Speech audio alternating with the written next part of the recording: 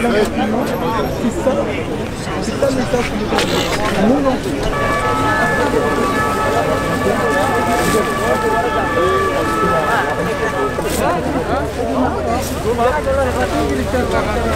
avec un peu fort.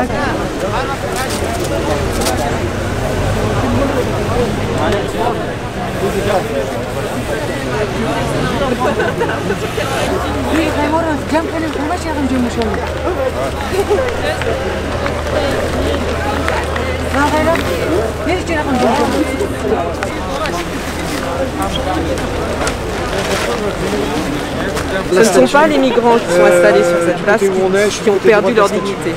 C'est la France qui perd sa dignité à les maltraiter de cette façon. Donc je suis là uniquement pour dire ça.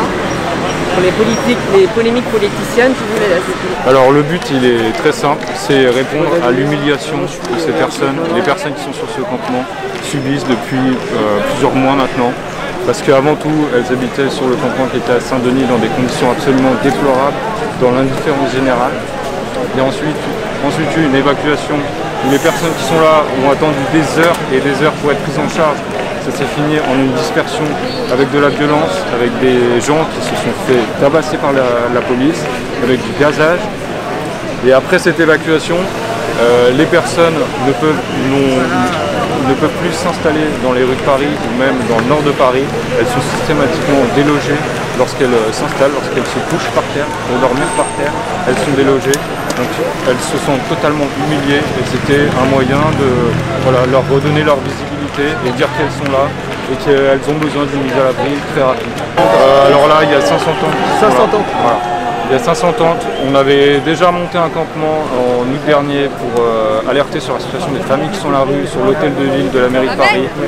On est quand même assez déçus qu'aujourd'hui la mairie de Paris ne se positionne pas. On aimerait bien qu'il y ait une réaction officielle de Madame Hidalgo qui se positionne vraiment en faveur de ces gens-là. Madame Pulvar, je peux vous interpeller.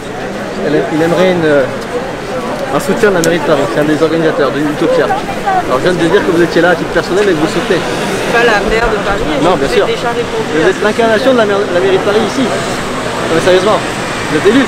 Après, c'est des équilibres qui sont sous la responsabilité du gouvernement et de l'État. C'est une compétence régalienne. Donc c'est bien de parler de la ville de Paris tout le temps, mais là, la réponse qu'on attend, elle est de l'État. Je ne fais que répéter ce que vient de dire monsieur. D'accord, mais la réponse qu'on attend, elle est de l'État. Oui, ce qu'on attend, c'est que Madame Hidalgo se positionne clairement en faveur de ces personnes. Et tout simplement, s'il faut instaurer un rapport de force avec l'État pour qu'il y ait une prise en charge, et bien que ce soit fait.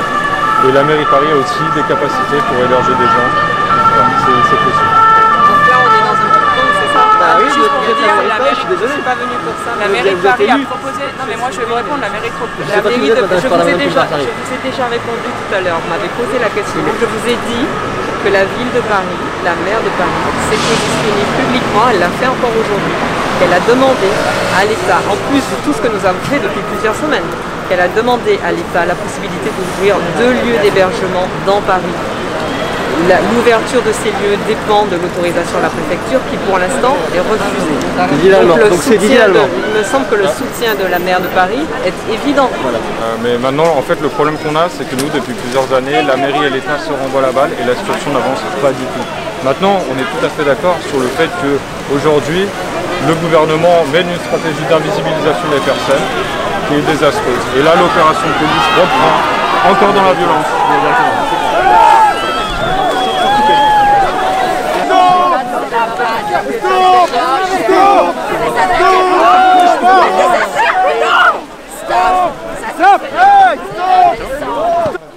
Bravo la police, bravo! Ils dorment dehors, putain!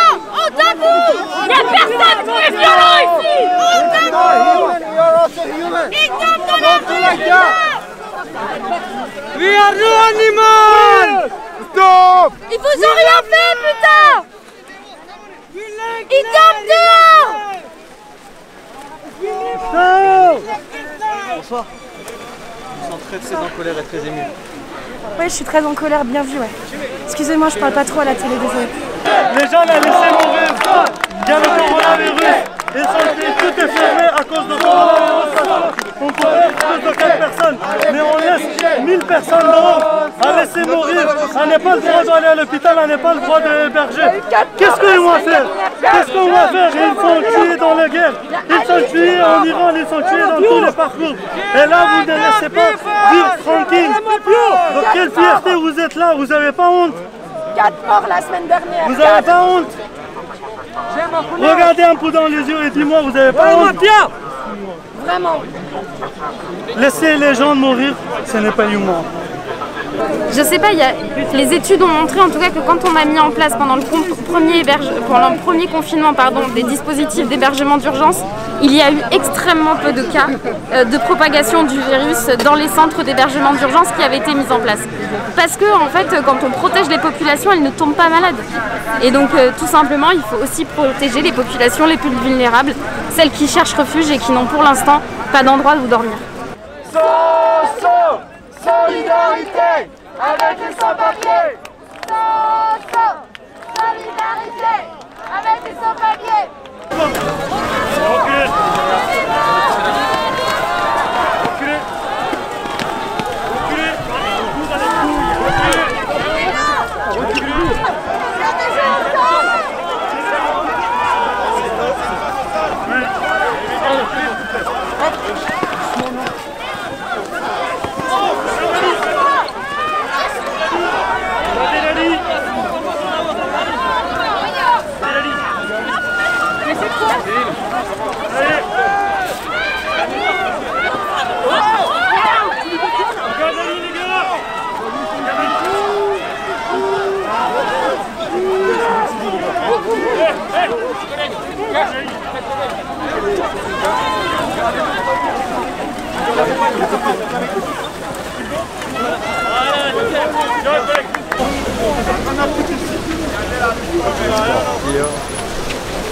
Et donc les associations comme la Ligue des droits de l'homme, comme Droit d'urgence, comme Utopia 56, elles sont venues sur la place de la République dire qu'il y a une urgence humanitaire, que ces exilés, il faut les mettre à l'abri. Et la seule réponse de ce gouvernement, c'est d'envoyer la force de la gendarmerie, de la police pour évacuer par la force l'ensemble des tentes et l'ensemble des exilés qui n'ont aucune solution. Voilà, c'est juste une honte absolue. Parce que trouver des hébergements pour 500 personnes, c'est pas compliqué dans ce pays. Tous les hôtels sont vides, il suffit de les réquisitionner. Voilà, donc c'est non seulement une irresponsabilité humanitaire, mais aussi une irresponsabilité sanitaire. C'est une honte à la République, ce gouvernement applique le programme de l'extrême droite. Voilà ce qui est en train de se passer ici.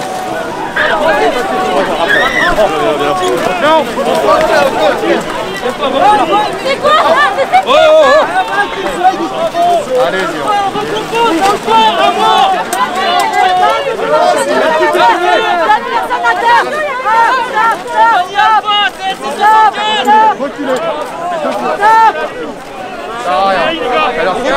Recule un peu. C'est parce que je suis souvent dans des endroits. Mais le fait qu'ils ne respectent pas mon écharpe, ça m'est arrivé. Ce qui est totalement problématique. Parce que je suis resté immobile, ils n'ont pas à me pousser, ils ne peuvent pas. Et ça, c'est le régime qu'on vit actuellement. C'est plutôt surtout les ordres qu'ils ont qui est problématique. Parce que le problème, c'est le fait qu'ils osent le faire. Donc ils se sentent quelque part couverts pour le faire. Il y a un député, vous commencez à le toucher avec une matraque comme vous le faites tout à l'heure, vous le poussez, ils estiment qu'ils peuvent le faire et qu'il n'y a aucun répondant du côté politique de l'autre côté. Ça, c'est un problème. Enfin, c'est surtout un problème pour les gens qui sont ici.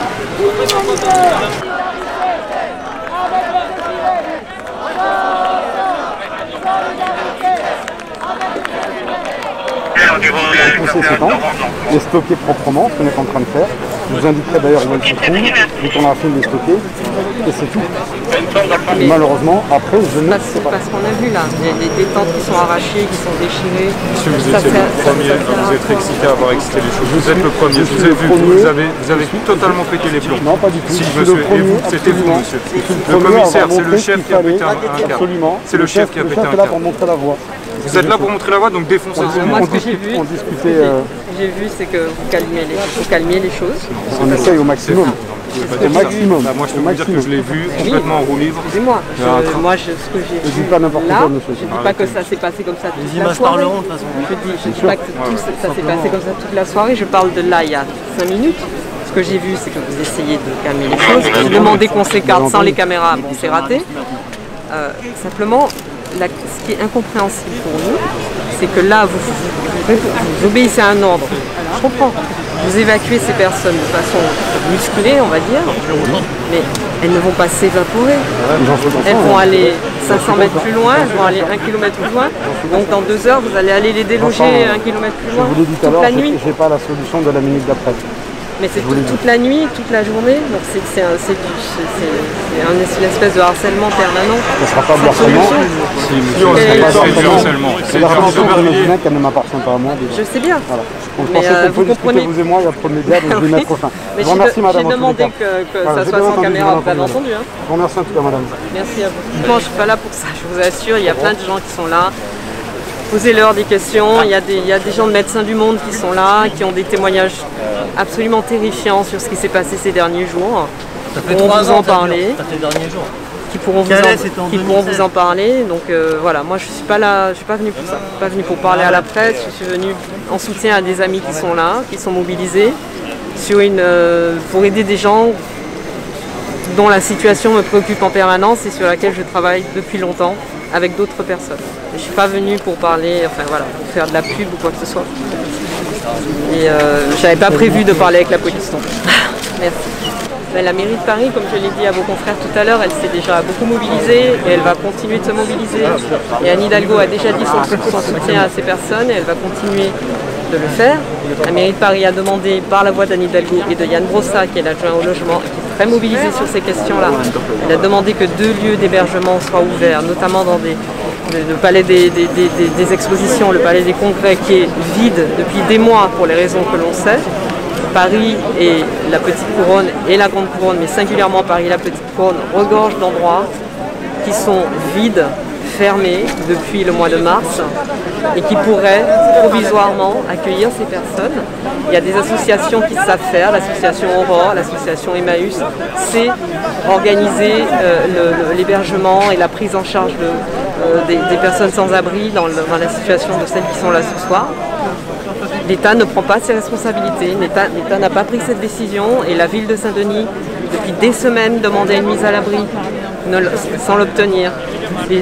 La situation s'est dégradée, le nombre de personnes sur place sur le campement de l'Écluse n'a cessé d'augmenter. Je l'ai dit tout à l'heure à vos confrères, ils étaient 200 début septembre, c'était 400, 600 mi-septembre, ils étaient 900 fin septembre et là ils étaient entre 2500 et 3000 la semaine dernière. Pourquoi on attend que 2500 à 3000 personnes soient dans la boue, dans des conditions épouvantables, malgré les efforts qui ont été faits par la ville de Saint-Denis, pour envisager une mise à l'abri, qui n'a pas été une mise à l'abri. Vous l'avez vu, vous étiez témoin la semaine dernière de ce qui s'est passé. C'était un démantèlement, une évacuation dans la force, dans la brutalité. Je n'en veux pas particulièrement aux forces de l'ordre qui, pour la plupart, font ce qu'on leur demande de faire. Mais la décision ne vient pas du policier qui est sur le terrain, la décision vient de plus haut. Et il me semble que plutôt que d'attendre que la situation se dégrade, l'État peut prendre ses responsabilités avant. Et c'est ce que lui demande encore aujourd'hui la maire de Paris, avec cette demande d'ouverture de 2 lieux d'hébergement qui n'ont pas et pour lesquels il n'y a pas eu d'autorisation pour le moment. On sait que vous avez proposé des places, mais la préfecture n'a pas répondu. C'est vrai? Oui. Vous avez proposé des places? On a demandé à la préfecture l'ouverture de 2 lieux d'hébergement. 2 lieux d'hébergement de combien de places? Vous savez, le palais des expositions, le palais des congrès, je cherchais le mot, pardon, le palais des congrès à Porte-Maillot, c'est quand même beaucoup de places. Au moins, vous savez qu'il y a 1500 assez pour ces gens-là. Du coup, on a assez de places pour ces gens-là. Bien sûr qu'il y a assez de places. Oui, mais la police, la préfecture ne veut pas, ne répond pas pour le moment. Et qu'est-ce qu'ils font? Ils nous tapent, ils nous frappent, ils nous donnent des coups de bâton, ils gazent les couvertures. Les associations, on n'a pas d'argent. Depuis une semaine, UTPA 56, gentiment, nous donnent des couvertures et tout ce qu'ils savent faire, au milieu de la nuit, arriver avec leur gaz hémocratique et ils gazent les couvertures.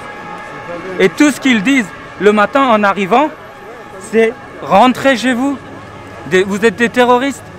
Quelqu'un était en train de prier, ils l'ont mis garde à vue. On a plusieurs personnes ici hein, qui ont été mises garde à vue pour rien. Pour rien. Vous avez une réponse à ça?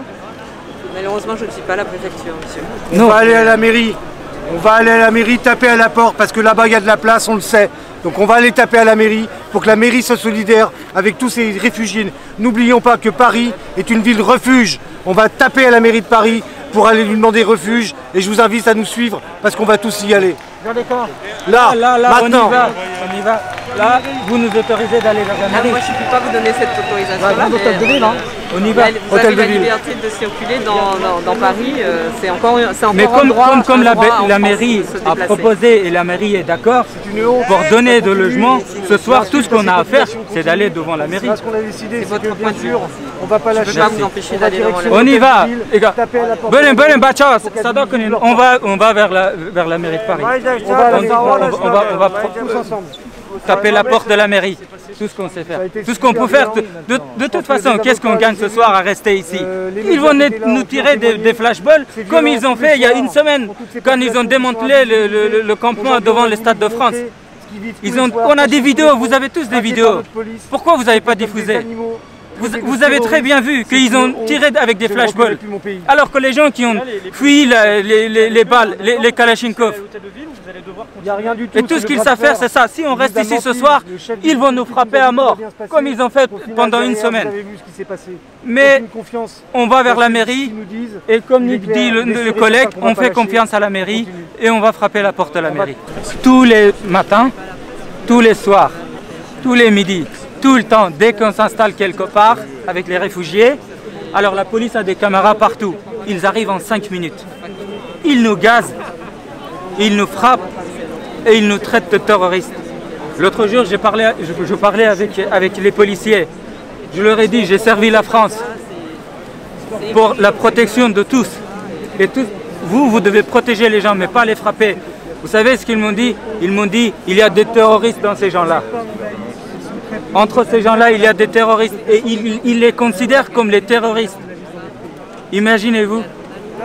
Ils pensent qu'ils ont des ennemis devant eux et ils leur tirent dessus. Ce soir, j'ai pris plein de coups de tout. Ils m'ont donné des coups de pied, ils m'ont donné des coups de bâton, des coups de tout.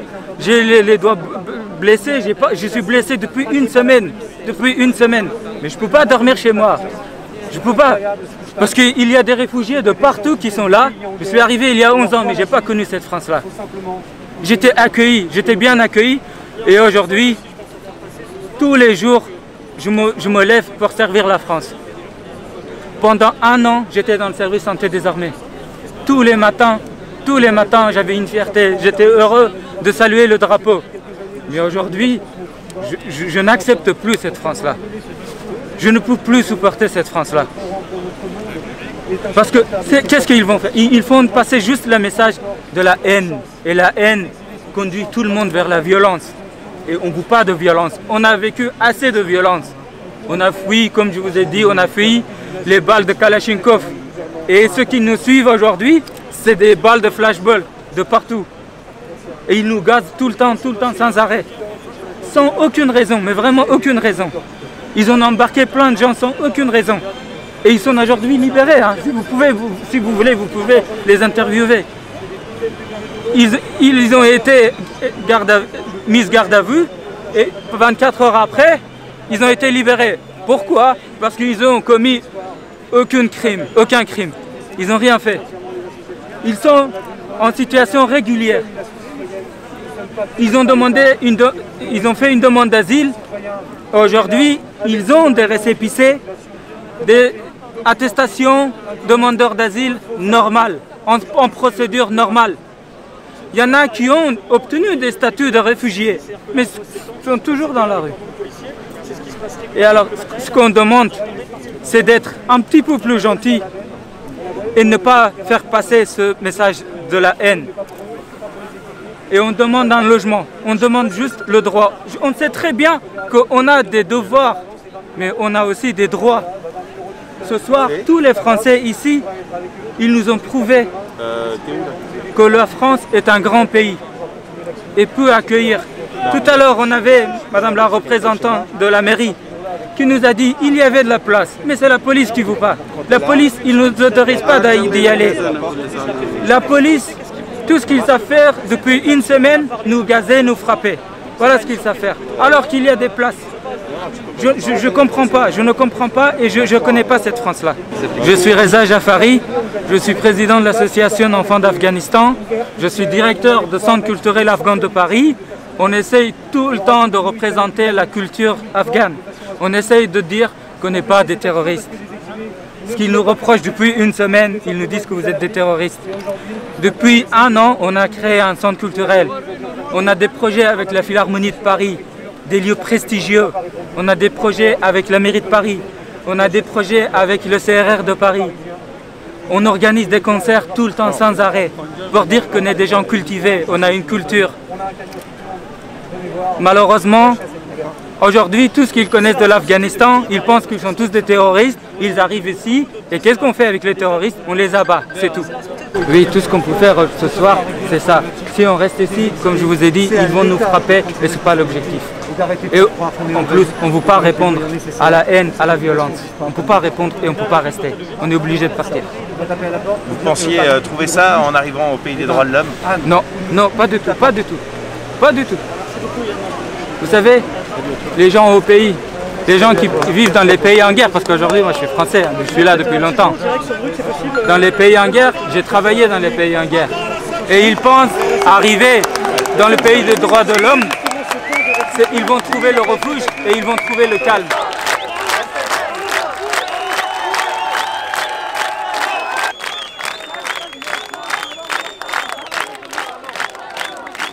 I have to come here, sir. It was very necessary to come. I don't have anyone to live with there in home. Oh, laisse-moi tranquille, putain, c'est quoi ça?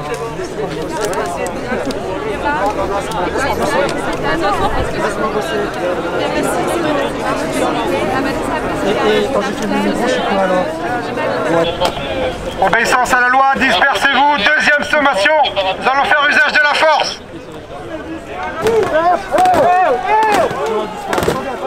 Reste aligné.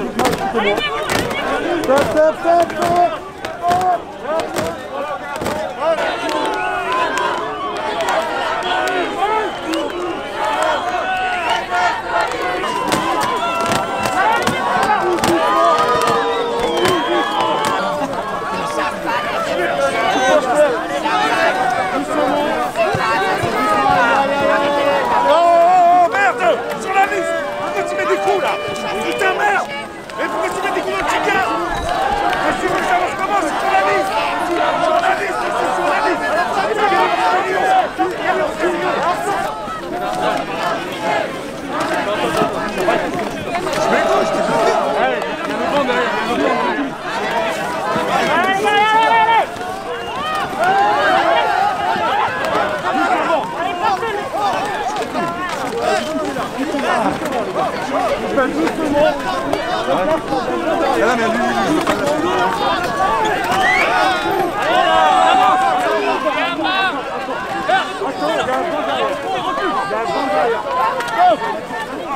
Si t'es pas content, tu sors. Si t'es pas content, tu sors.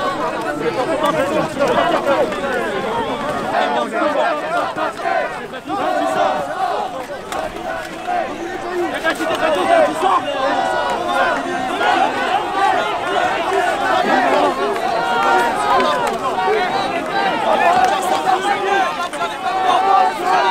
Restez pas derrière, restez pas derrière nous.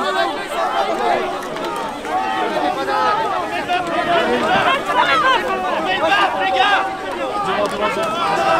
Allez, allez, allez, allez! Eh, bande de chiens, arrêtez de là! Restez pas derrière nous! Restez pas derrière nous! Restez pas derrière, restez pas derrière!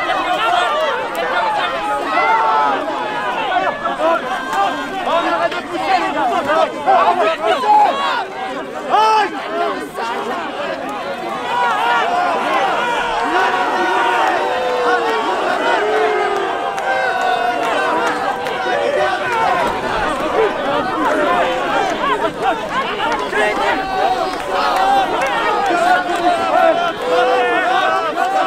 Ça vient du péché, on interpelle, les gars!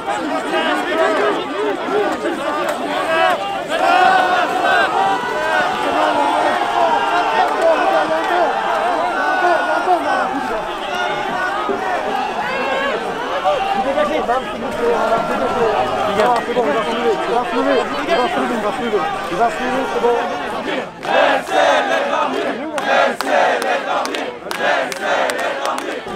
Charlie, allez, on pousse. On pousse.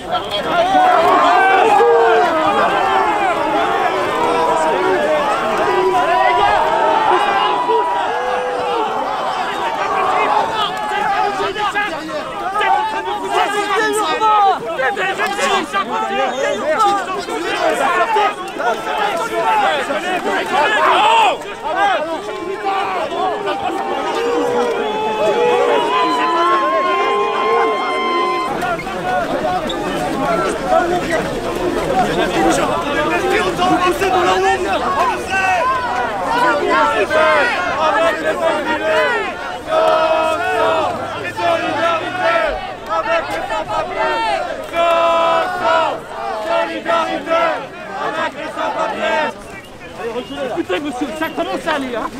Oh, reculez, monsieur. Ça va maintenant. Ça commence à aller, ça interpelle. Pourquoi? J'ai fait quoi? Qu'est-ce qu'il a fait?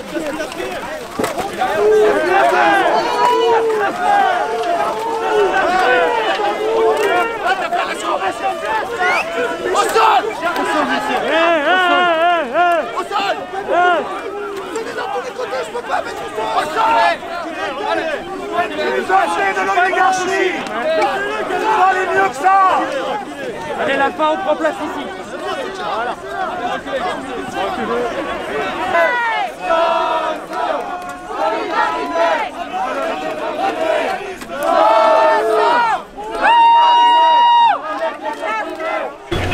Non, bien sûr.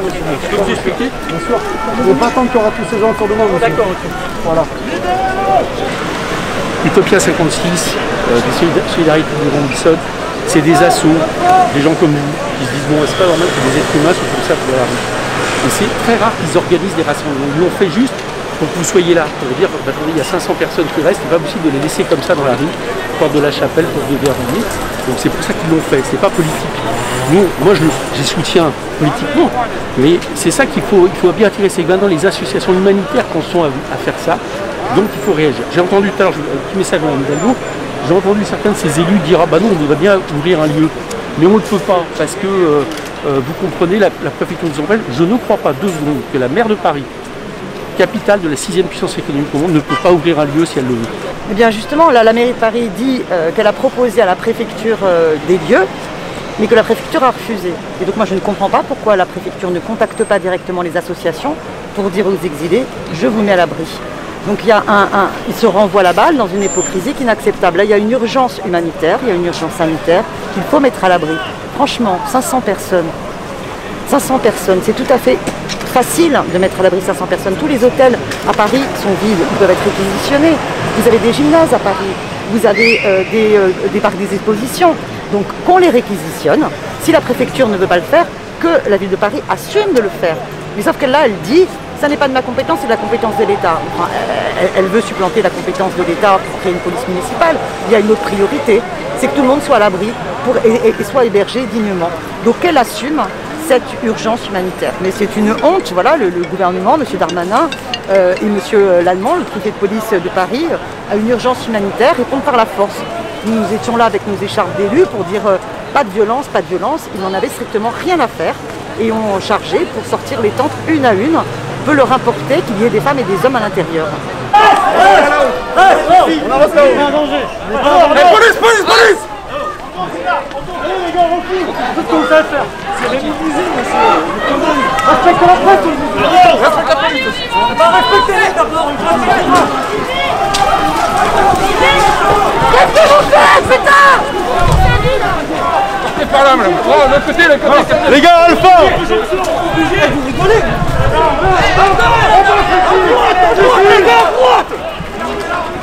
On prend tout à l'heure! place! Bravo!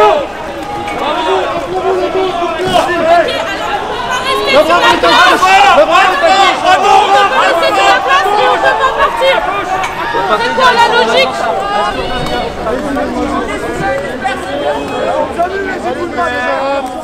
Merci. Il y a eu une tentative de faire en sorte que les réfugiés qui sont aujourd'hui sans solution puissent être visibles. Et donc là, Audrey Pulvar a parlé avec certains manifestants, elle a dit, enfin, les manifestants ont dit qu'ils allaient essayer de rejoindre l'hôtel de ville, c'est ça? C'est ce que j'essaye de faire de mon côté, ouais. Et vous en pensez quoi du fait que certains réfugiés veuillent aller dans l'hôtel de ville? Dans l'hôtel de ville? Ouais, c'est ce qu'ils ont dit en tout cas. C'est pas très adapté, mais en tout cas, on essaye de trouver une solution. Ça peut être d'aller à l'hôtel de ville ce soir? En tout cas, d'aller sur le parvis. L'idée, c'est de continuer à faire en sorte que cette situation ne soit pas une situation non assumée et cachée. Et c'est de faire en sorte de montrer que la solidarité dépasse largement les questions parisiennes. Donc ça veut dire que peut-être que les réfugiés pourraient dormir sur la place du Paris de ville ce soir, en tout cas vous le souhaitez? En tout cas, non, dormir dehors c'est jamais une bonne solution, ça c'est certain. Mais par contre, effectivement, qu'on puisse mettre en place un rapport de force avec l'État pour trouver une solution digne, ça c'est par contre c'est un vrai enjeu. Alors 500 tentes de posées, c'est les oubliés du démantèlement de la Seine-Saint-Denis, les 1000 personnes qui sont restées sur le carreau. Nous on a fait des listes pendant tout le week-end, on a alerté la préfecture, la mairie, qui restait des centaines de personnes, ils le savaient très bien, ils nous ont gazés et chassés tous les jours depuis le démantèlement de Saint-Denis dans les rues du 18e et du 19e. Donc voilà, et ces populations ont voulu se visibiliser, arrêter d'être cachées comme des animaux sous les ponts, et ils nous ont dit on veut simplement qu'on soit respecté. Donc qu'est-ce qu'on peut faire? On leur a dit ben montrez-vous, ils sont là, ils sont venus là ce soir. Et là une partie est repartie à la mairie de Paris, une partie a été divisée. Et puis voilà, le but du jeu c'est ce qu'ils veulent, c'est être mis à l'abri, comme l'avait prévu la préfecture, que tous les gens du camp de Saint-Denis seraient mis à l'abri. N'oubliez pas qu'ils ont laissé 1000 personnes sur le carreau, qui depuis sont chassées dans toutes les rues de Paris. Nous on veut simplement que ces populations, en plus pendant cette période de Covid-19, que ces populations soient mises à l'abri. Qu'est-ce que fait notre gouvernement? L'inconscience de notre gouvernement de laisser les populations les plus vulnérables à la rue, c'est un truc de dingue. La violence policière pour toutes ces populations et la chasse dont je vous ai parlé, eh ben, c'est tous les soirs, on la vit avec eux. Ils nous envoient des géolocalisations pour nous dire qu'ils se font agresser par la police et chasser toute la nuit. On est en train de rendre dingue ces populations, ils ne peuvent plus dormir, ils ne peuvent plus vivre. C'est un truc de fou. Eh ben, on va taper à la mairie de Paris parce que Paris c'est une ville refuge. Donc on va taper à la mairie de Paris pour lui demander d'ouvrir son refuge et de mettre ses populations à l'abri. Merci à vous. Laisse-moi travailler, putain. C'est un militant d'extrême droite. C'est un mec Jessie. Vas-y. Ouais, déjà, ouais. Vas-y, bouge de là. T'as pas le droit de te dégager. T'as pas le droit de te dégager, putain, c'est pas ça. Ferme ta gueule, ferme ta gueule. C'est un mec d'extrême droite, toi. C'est un mec d'extrême droite. Tu dégages alors. J'ai pas, il a fait de la chasse aux hommes et tout ça. Mais casse-toi, j'ai mis le point, ligne de conduite. Sinon je t'attaque en fait. D'accord, je t'attaque. Casse-toi.